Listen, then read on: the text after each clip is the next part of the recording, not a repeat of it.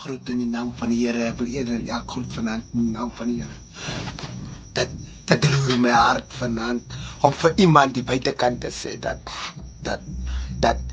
moenie dat jou swakste punt jou te neerdruk, dat jou weakest point jou strong point word. Ek kan onthou van 2016 af sukkel ek met 'n een verlede. Ek sukkel met 'n disability om te verwerp en ek kon almal het gedog ek by SASSA.